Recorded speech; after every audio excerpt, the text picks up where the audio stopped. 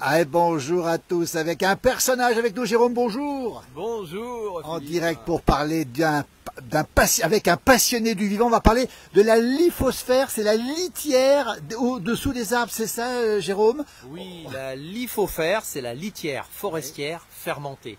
Alors rappelez, on est en direct ici depuis Pras-sur-Arly, la Haute-Savoie, regardez, avec les jardins partagés, le clocher, le soleil qui va pas durer, Jérôme. Alors racontez-nous un petit peu, vous grattez les sols et vous nous parlez, vous nous dites que il y a du vivant partout dans les sols, c'est ça Jérôme? Eh bien oui, énormément de vie dans le sol. On sait que dans 1 mètre cube de terre, il y a de la terre vivante, hein, pas de la terre morte, pas celle qui a été brassée, retournée, retournée. Aseptisé, etc. Vous comprenez ce que je veux dire? Oui. Eh bien, il y a dans 1 mètre cube de terre plus d'organismes vivants que l'ensemble des êtres humains et les animaux sur Terre. Ah mais c'est incroyable ça. Alors on va gratter un petit peu. On est ici au bord d'un petit torrent. On est sous les arbres. Alors vous dites que justement les feuilles vont tomber, arriver au sol et puis vont... Qu'est-ce qui va se passer après, Jérôme? Eh bien là, il va y avoir une décomposition avec l'humidité. Voilà. Mais moi, pourquoi je présente ça, Philippe? On se l'est dit, oui. J'ai été sensible à la problématique des agriculteurs. Et vous êtes issu de familles d'agriculteurs, Jérôme? Ah ben, les deux, du côté de mes parents, les grands-parents, pardon, les deux étaient en polyculture, élevage. Donc je suis très sensible à la problématique actuelle.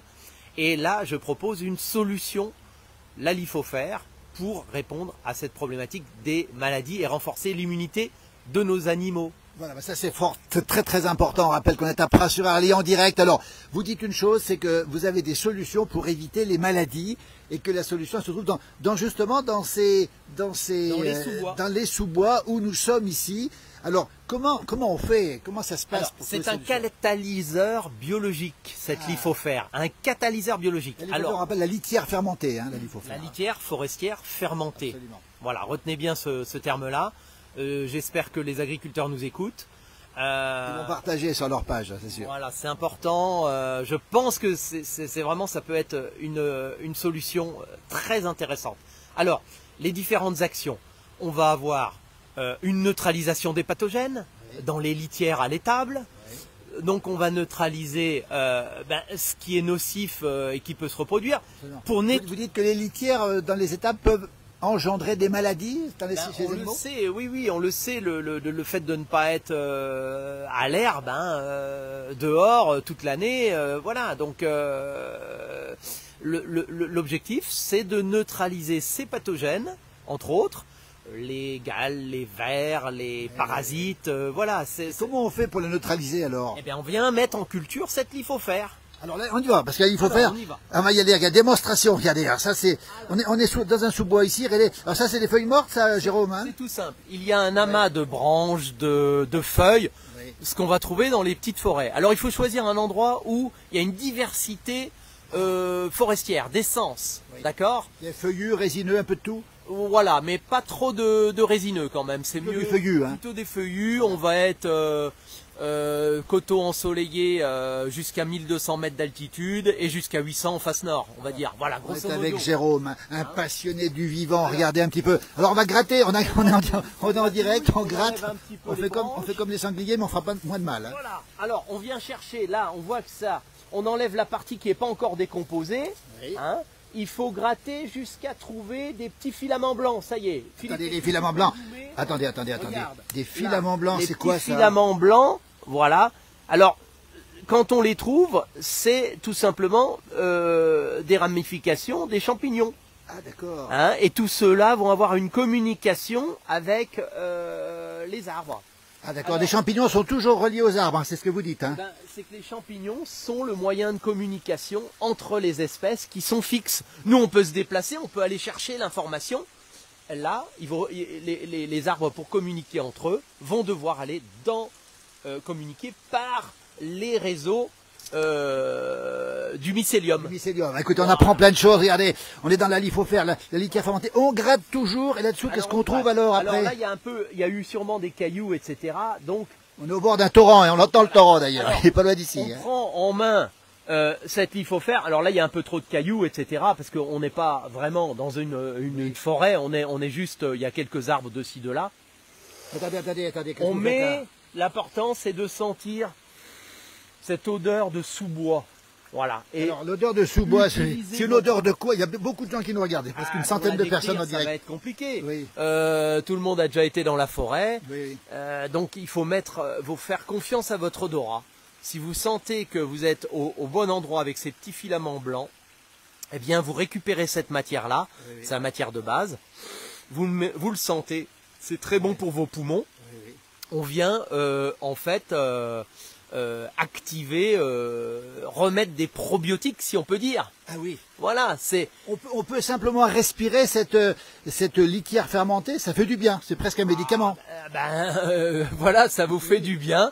Il faut savoir que en le humant, nous allons directement soigner notre microbiote pulmonaire. Ah oui, d'accord. Et nous sommes composés de différents microbiotes. Le microbiote intestinal, le microbiote pulmonaire, etc.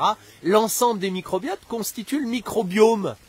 Et ce microbiome, c'est exactement le nom qu'a la Terre avec ses micro-organismes, les actinomycètes, les levures, les champignons, les bactéries. Donc on est fait un peu, nous, de la même chose que la Terre, finalement. La Terre et nous-mêmes, on est fait du même bois, si j'ose dire. La Terre nous nourrit. Eh oui. Donc, la Terre nous nourrissant, nous allons récupérer les éléments de la Terre qui vont aller en nous, qui vont nous donner cette bonne santé. Absolument. Il y a mon jumeau qui dit que c'est bon à savoir. Sylvie nous dit salut à tous. Vous êtes très nombreux à nous suivre ce matin. On est avec Jérôme, regardez, spécialiste de la litière fermentée, qui nous dit qu'effectivement cette litière a beaucoup de vertus et qu'à partir de ce qui se passe dans ce sous-sol, dans cet humus, je sais pas comment on peut appeler ça, on peut en tirer plein de choses de l'humus, pour l'humain et les animaux. Voilà, c'est la même racine, hein, humus et humain. Et puis humilité aussi, je rappelle qu'humilité c'est la même chose, donc ça rend humble si je veux dire. Restons humbles quand même sur la compréhension de tout ce fonctionnement. Comme je vous ai dit, il y a plus d'êtres vivants dans un mètre cube de terre que tous les êtres vivants sur Terre. Absolument. Alors l'humus qui est ici, la litière fermentée qui est ici, on va rappeler une chose aussi, c'est que vous dites qu'elle a des vertus pour soigner les animaux du monde agricole. Comment on fait concrètement alors? Alors, ce qui est incroyable, c'est que si on met en culture, on va avoir une action sur les odeurs, le NH3 qui est dégagé. Alors on le sent surtout. C'est l'ammoniac, c'est ça, non? Oui, l'ammoniac, effectivement. Donc l'ammoniac dégagé, par exemple, les lisiers de porc, qui sont je pense que c'est les litières qui sentent le plus. On vient avec ces bactéries, ces levures, ces champignons, ces actinomycètes directement dégrader, agir directement pour neutraliser les odeurs, les mouches, ces parasites, les vers, ce que j'ai dit. Donc on vient plus rapidement décomposer la matière et elle est plus rapidement utilisable dans les champs, pour fertiliser les champs. Voilà. Et si on a dites qu'il faut les utiliser dans les champs et qu'un maximum, c'est-à-dire que les engrais chimiques, c'est pas très bon d'après vous? Les engrais chimiques, on le sait que bon, voilà, c'est pas ce qu'il y a de meilleur en fait. C'est pas ce qu'il y a de meilleur. Donc là, on utilise quelque chose de naturel. La forêt ayant été la partie la moins touchée, on vient récupérer ce qui a été le moins touché par l'homme. Et on rappelle qu'on est avec Jérôme, un spécialiste de la litière transformée ici, regardez, forestière transformée ou fermentée, c'est ça? Fermentée, et alors, comme une bonne gnôle. Comme une bonne gnôle. Voilà. Tout ce qui est fermenté n'est pas trop mauvais en général, avec modération évidemment. Non, on va dire c'est un petit peu comme une choucroute. Hein, vous voyez, vous savez que la choucroute, tout le monde sait que c'est bon pour notre microbiote intestinal. Eh bien, on vient faire cette choucroute finalement. Là, ce qu'on vient faire, on fait la même chose pour les animaux. Absolument. Hein, les poules, les cochons, les bovins. Concrètement, ça veut dire quoi? Il faut les faire pâturer là-dessus? Qu'est-ce qu'il faut faire alors pour ces animaux? On met en culture cette matière de base, cette litière. On va ajouter de la mélasse. Bon, ici on va dire du sucre. On n'est pas dans les îles, mais s'il y a des Iliens qui nous écoutent, Martinique, Guadeloupe, ils vont prendre de la mélasse. On va prendre du petit lait. D'accord, et du son de blé. Mais si on était en Asie, on prendrait du son de riz. Il n'y a pas de problème. On prend ce qu'on a à dispo. L'avantage, je m'adresse aux agriculteurs directement, mais aussi à celui qui fait le potager. Vous avez quelque chose qui va vous coûter rien. Le sucre, c'est tout. Vous avez tout à disposition. Quand on a tout ça à partir de cette litière fermentée, on en fait quoi? Alors, on fait le mélange. Ça se produit en deux phases. La phase solide et la phase ensuite liquide. La phase solide va durer 1 mois, entre 25 et 30 degrés. D'accord? On vient, alors il y a un dosage, je vais vous renvoyer sur, bon je peux vous le donner, je me suis fait un petit pense-bête. Un petit pense-bête, regardez, alors, un petit pense-bête, alors, voilà. un petit peu. La phase, alors la phase solide, c'est 3 kg de litière forestière. Notez bien, kilos. on le remettra aussi dans le poste. Hein. Ensuite, c'est 4 kg de son de blé. Oui. D'accord. Oui. 1,6 kg de sucre. Oui. Et 1 litre de bactéries lactiques, c'est le petit lait. Ouais, d'accord. Et ensuite, je viens récupérer de l'eau de pluie. Ah, de l'eau de pluie, hein. D'accord. Pas de l'eau du robinet, pas de l'eau du robinet. Ah oui, parce qu'elle peut contenir un petit peu de javel ou des choses comme ça. Bon, bref, c'est pas tip top. Si on veut la multiplication des bactéries, il faut de l'eau de pluie. On laisse passer le premier jet de l'eau de pluie, par exemple, et on vient récupérer. Alors, surtout, la pluie d'orage, hein, si on peut récupérer de la pluie d'orage. Jérôme, qu'est-ce qu'elle a de mieux, la pluie d'orage? Elle est électrisée, tous les animaux. Vous mettez une gamelle de l'eau du robinet, une gamelle d'eau électrisée de pluie. Oui. Les animaux vont boire dans l'eau de pluie, électrisée. Ah oui. Nous sommes des êtres électromagnétiques. Alors, mais nous, on ressent pas tout ça, Jérôme, nous. Oui, mais bon, il faut s'y intéresser. Des gens s'y sont intéressés. Jeanne Rousseau, depuis 1932. Oui. Je la remercie pour tous ses travaux, et avec Louis-Claude Vincent et la bioélectronique de Louis-Claude Vincent, qui sert pour les humains, mais également pour les animaux. On en parlera dans un autre... Jérôme, on en reparlera bien. Jérôme, on va rappeler, alors, tout ça, on a fait notre recette, si j'ose dire. On en fait quoi ensuite quand on a fait cette litière, ce mélange, une fois qu'on l'a fait, donc 5 litres d'eau de pluie, entre 25 et 30 degrés, on va le mettre dans un tonneau, j'ai dit comme une bonne gnôle, dans un tonneau. On fait fermenter. En absence d'oxygène, anaérobie, d'accord.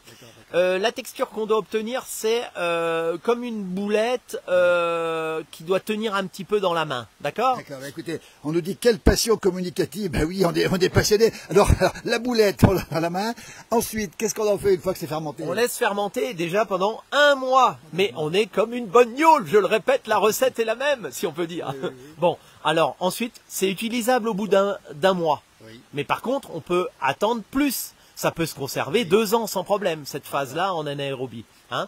Et on n'oublie pas aussi que la meilleure période pour récupérer cette litière forestière, c'est le printemps et l'automne. Pourquoi? Parce que il commence à y avoir des pluies. Là, on a une alternance de pluie qui va faire décomposer la matière. Absolument. Voilà. Attends, il y a Benoît qui nous dit la semaine prochaine, je me fais cette cure. Mais il est juste un peu allergique au petit lait. Alors, après, qu'est-ce qu'on en fait? Parce que ça se mange pas quand même, Jérôme. Ça. Oui, alors, pas de souci. Il est allergique au petit lait, mais ce qui nous intéresse, c'est pas le petit lait en lui-même. Oui. Ce sont les bactéries contenues. Ce sont les bactéries lactiques. Alors, qu'est-ce qu'on en fait après de ces bactéries, une fois qu'on a fait tout ça, fermenté dans le tonneau? On a mis en culture pour développer tous ces micro-organismes. Oui. Alors pourquoi on les multiplie? Parce que plus il y a de micro-organismes, moins un pathogène, une bactérie par exemple, va s'exprimer et donner la maladie. Absolument. Donc plus il y a de bactéries en nous, nous sommes composés dans notre microbiote intestinal de milliards de bactéries. Écoutez, on apprend plein de choses. Claude Vernier-Favret nous dit, vous êtes passionnant et très clair. Annick nous dit, merci beaucoup, bonjour pour ce direct très intéressant. On veut en savoir plus. Jérôme, alors, on est fait de bactéries, on en a partout. Et ce que vous faites là, cette recette-là, on en fait quoi une fois que c'est bien fermenté? Ça, c'est la première partie, la phase solide. On passe à la phase liquide. Je tourne ma fiche. Oh, ça c'est extraordinaire, regardez. Est-ce que tu peux remettre voilà, à l'écran? C'est parfait. On y est en direct aussi. Alors, donc, on va extraire 3 kg de lithofère solide, la première partie, 3 litres de petit lait, 1,2 kg de sucre et 57 litres de pluie. Ça vient d'où tout ça? Alors, ma source, c'est les recherches. Alors, ça vient du Costa Rica. Ah oui. Des pays d'Amérique centrale et du Sud. Mais Jérôme, là on est perdu parce que les gens qui nous écoutent, qui veulent faire ça à la maison chez eux, il faut qu'ils aillent chercher l'eau de pluie au Costa Rica, non? Non, bien sûr que non. On a de l'eau qui tombe ici. Hein. Alors ça c'est la partie liquide, hein, d'accord? Donc c'est la deuxième chose qu'on fait. Ça, voilà, deuxième partie. Oui. Alors là, on est sur une petite semaine, 2 jours à 25 degrés, le mélange. D'accord. On est entre 15 et 20 degrés pour les 5 jours suivants, 25 pendant 2 jours, Voilà, 15 15 degrés à 20 degrés pendant les 5 jours suivants, Voilà. et ensuite c'est utilisable directement. Alors, on rappelle, on a la partie solide dans le tonneau, Voilà. on a la partie liquide ici, Voilà. et après, qu'est-ce qui se passe? Alors, ensuite, on vient faire la dilution. Alors, suivant l'usage, grosso modo, on va utiliser 3 à 7%, suivant les usages, hein, de ce qu'on veut faire. Voilà. Donc, il faut rediluer une fois qu'on a cette culture-là de 7 jours. On redilue, Oui. d'accord? Oui. Et là, on pulvérise directement. Alors, qu'est-ce qu'on fait? On en fait quoi exactement? Qu'est-ce qu'on en fait? On pulvérise quoi, par exemple? Alors, par exemple, donc les bêtes vont être rentrées à l'étable. Oui. Avant de les rentrer à l'étable, on peut pulvériser ça sur les murs, ça va neutraliser tous les pathogènes. Ce que Dans je disais. les fermes, alors on rappelle, dans les fermes, un nettoyage avant l'hiver, biologique, un catalyseur biologique. avant l'hiver forcément, parce qu'elles sont à l'intérieur, Voilà. et donc on fait ça une fois avant l'hiver, c'est suffisant? Ah ben, si on peut le répéter plusieurs fois, ben On c'est de la pulvérise, hein. prévention. La partie liquide, on rappelle, hein, La donc partie liquide diluée. Diluée, Attention, diluée, on vient pas diluée. mettre ça pur, hein. Voilà. Ça serait du gâchis.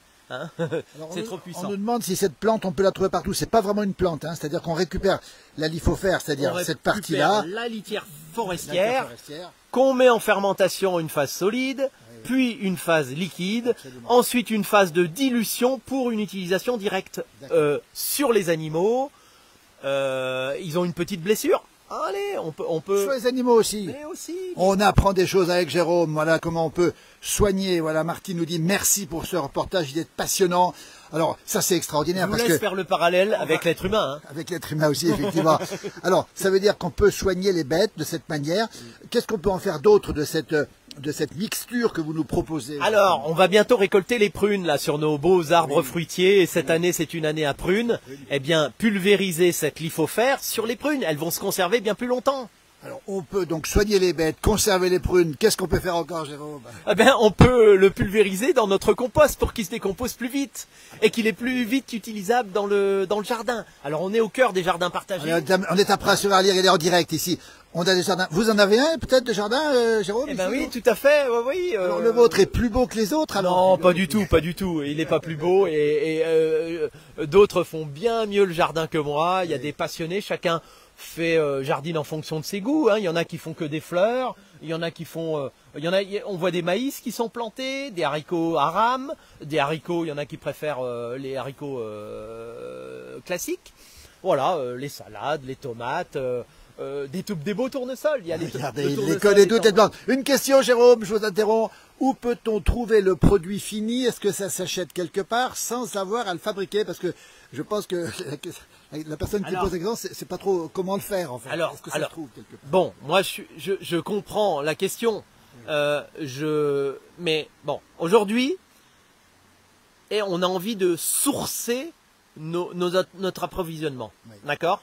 Je conseille aux agriculteurs le bon sens paysan. Je fais appel au bon sens paysan. Fiez-vous à votre odorat. Allez chercher localement dans les essences à côté de vos prés. Vous avez des petites forêts, vous prélevez à cet endroit-là. Il ne faut pas aller chercher en Amérique du Sud. Voilà. On a ça sous la main, hein. Bah, Dès qu'il y a une forêt, on a ça sous la Les main. micro-organismes d'Amérique du Sud vont pas être adaptés à notre terroir. Pourquoi ça s'appelle un terroir? C'est parce que c'est spécifique à notre environnement. Bien sûr. Annick nous dit, c'est très intéressant, mais c'est un petit peu compliqué. Alors, on fera peut-être un petit résumé. En tout cas, on est avec Jérôme, passionné du vivant ici. Alors, on a bien compris, on résume un petit peu. Donc, à partir de cette litière fermentée qu'on prend avec la mixture qu'il nous propose, on peut soigner beaucoup de choses. Les animaux, on rappelle, on peut conserver les produits, on peut conserver plein de choses. Qu'est-ce qu'on peut faire d'autre encore, Jérôme? Alors, on peut augmenter aussi les rendements sur la prairie. Hein, Oui. la prairie, puisque si on met plus de micro-organismes, le foin sera de meilleure qualité. On peut pulvériser aussi, on fait les foins juste avant de faire les bottes, eh bien, ou de le mettre en vrac, suivant les techniques des agriculteurs, comme vous voulez. On pulvérise cette lithofère sur le foin. Il y a beaucoup de gens qui font ça, Jérôme, il y en a beaucoup aujourd'hui qui font ça. Alors malheureusement, il y a très peu de personnes. Alors je circule en France pour partager ce savoir quand je tombe sur des agriculteurs. Je leur demande s'ils connaissent, etc. J'essaye de partager. Mais bon, il y a quand même une association qui est très active, et surtout dans les pays aussi à l'étranger. C'est cette association Terre et Humanisme. On mettra le lien à ce moment-là. Oui. Alors Lilia nous dit fabuleuse connaissance, merci beaucoup. Hein. Alors on a bien précisé une chose, c'est que vous nous proposez des choses ici, et ça veut dire que finalement contre les maladies que les bêtes, que les animaux peuvent connaître, ça pourrait les protéger, peut-être jusqu'à la dermatose, des choses comme ça pourrait aller jusque-là, ce que vous proposez? Ben, en fait, on se fout de savoir de quelle maladie il s'agit. Oui. L'important, c'est de renforcer l'immunité naturelle, parce que la vie amène la vie, et le vivant est enrichi par le vivant. Voilà. C'est une spirale positive, la spirale de Fibonacci, la spirale que vous avez sur le tournesol, la spirale que vous avez sur le chou romanesco. Voilà, tout est pareil depuis la nuit des temps. Bonjour à Maurice Ferré qui nous rejoint, on est avec Jérôme, passionné du vivant. Il nous dit une chose, c'est qu'on manque aujourd'hui finalement, on a perdu nos bactéries, le contact avec la nature, on l'a un peu perdu, voilà, c'est ce que vous dites, Jérôme. Exactement, on a perdu le lien, ce lien, nous sommes issus de la nature, nous devons y retourner. Nous devons remettre de la conscience de l'endroit dont on vient, d'où on vient. On vient de la nature. Oui. Ça veut dire que tout être humain, Annick nous dit, ça intéresse beaucoup les agriculteurs, elle a raison, mais ça veut dire que tout être humain aujourd'hui doit se rapprocher de cette nature, ça nous fait du bien et puis ça nous met en communion avec la nature, c'est ça en fait. Exactement. Retrouver ce lien à la nature dont nous sommes issus. On s'est trop coupé.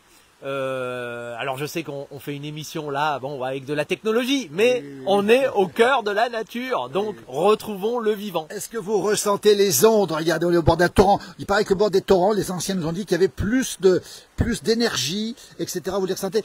Maury nous dit qu'on a été aseptisé. Le mot est juste. Exactement. On a voulu tout nettoyer, enlever toutes les bactéries, etc. dans nos intérieurs. Qu'est-ce qui se passe? Il n'y a jamais eu autant d'allergiques. Effectivement. Je sais pas, moi, faisons un enfin, je sais pas, regardons les choses comme elles sont. Revenons au bord ici des torrents. Vous ressentez les énergies, vous, ici, des arbres, de la nature, les vibrations, comme on dit, est-ce que vous les ressentez, vous? Alors, moi, oui, c'est, je dirais plutôt, je sens, moi, l'aura des êtres humains. Voilà, je sens où est leur aura, etc. Voilà, je dirais que c'est plus ça. Alors, Jérôme, est-ce que vous voyez mon aura, Jérôme? Ben oui, de toute manière, c'est très simple. L'aura d'une personne, au niveau de la distance, se situe à la distance à laquelle on est éloigné. C'est-à-dire, plus l'aura d'une personne est grande, plus on se tient éloigné de cette personne. D'accord. Donc j'ai une petite aura parce que vous êtes à côté de moi. Hein. Non, mais on a quand même, voilà. Mais c'est bien aussi d'interpénétrer les auras afin d'avoir une communication qui est d'une autre nature que celle de la parole. Absolument, Jérôme, avec nous passionnés du vivant, on est vraiment sous le charme parce qu'on apprend beaucoup de choses qu'on ignorait, surtout on apprend des choses que l'on a perdues. Jérôme, quel message pour terminer on peut faire passer à toutes celles et ceux qui regardent ce direct et cette émission? Alors, moi je ne suis pas un savant, hein, je suis un apprenti sage. Nuance, effectivement, belle formule en tout cas. Voilà, restons humbles, nous ne connaîtrons jamais toutes les actions du vivant, toutes ces interactions, toutes ces... C'est impossible, c'est impossible. Celui qui dit qu'il connaît comment ça marche, non, c'est pas vrai. Le mystère de la vie, ça reste mystérieux. On ne connaît pas la vérité, mais on recherche cette vérité. Annick nous dit, je confirme, nous avons trop besoin de la nature, il faut la protéger. Voilà le message. On a un bonjour de Dijon avec de la pluie, on a un coucou d'Edouard aussi. Ça veut dire que la nature qui nous environne, il faut en prendre soin partout où on est, c'est ce que vous dites aussi? Exactement, il faut en prendre soin. Et là, c'est une action, je m'adresse prioritairement aux agriculteurs parce qu'il y a une urgence. Mais là, je m'adresse à tout le monde, en fait. Vous pouvez le faire dans votre petit potager. Vous réduisez les doses que je vous ai données. Vous passez à quelques grammes, enfin une centaine de grammes. Voilà, pour un jardin potager de 100 mètres carrés, vous réduisez les doses. D'accord?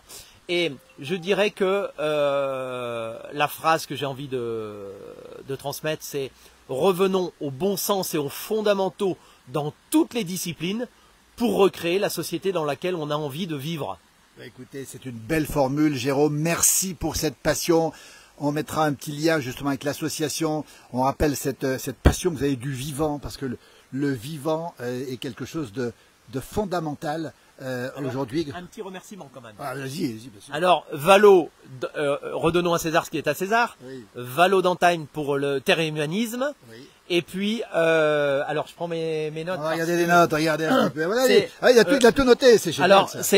alors pour les agriculteurs, je vous donne la source, c'est Vers de Terre Production. Ce sont vraiment des gens très très bien.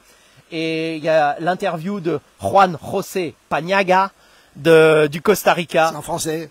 Oui, c'est traduit en français, il n'y a pas de problème, n'ayez Oui. pas peur, vous n'avez pas besoin de parler espagnol. C'est traduit en français, Vers de Terre Production fait la traduction, et ces gens sont formidables. Valo Dantine de Terre et Humanisme, et Juan José Paniagua de Vers de Terre Production. Il Vers est de Terre parfait, Production, ce garçon. Vers de Terre Production s'adressant aux professionnels de l'agriculture, hein, pas voilà. On mettra les liens. En tout cas, Jérôme, merci beaucoup. Roger nous salue de Fécamp, 21 degrés, quelques nuages. Nous, c'est tellement vrai ce que vous dites. On a besoin de retrouver ces fondamentaux. Merci beaucoup, infiniment, Jérôme, pour cette passion et puis cette ambition. Ça peut amener une petite graine. Moi, je suis un semeur. Voilà, c'est un semeur. Regardez, c'est extraordinaire. Le lien avec la nature est fait ici. C'est quoi comme arbre, Jérôme, ici? Ah ben là, on est... Regardez ici, c'est pas beau, c'est pas un érable ça? On est au niveau des érables, et puis il y a des noisetiers à côté, et puis on a du feuillu, on a un petit peu de diversité. Mais bon. Dernière question pour vous. Faut-il marcher nu-pied dans les jardins sur le sol? On rappelle qu'il n'est pas nu-pied, mais c'est pas possible. Non, mais par contre, oui, je vous le conseille. Alors dès le matin, c'est les travaux de Jeanne Rousseau, hein, dès le matin, avant la rosée du matin, avant le premier rayon de soleil sur l'herbe, marchez pieds nus. Bah écoutez, c'est le mot de la fin, marchons pieds nus le matin avant le soleil, quand on peut, hein, parce qu'on ne peut pas partout. Merci infiniment, nous dit Annick, on vous remercie beaucoup, Jérôme. Merci pour cette passion, bravo pour cet engagement et puis surtout pour ces explications. On rappelle cette litière forestière fermentée, cette lithofère. Merci beaucoup et bon vent à vous et merci pour ce discours. Merci à vous. Merci. Eh ben, bonne journée à tout le monde. Merci Jérôme. Merci à bientôt. Beaucoup. Merci.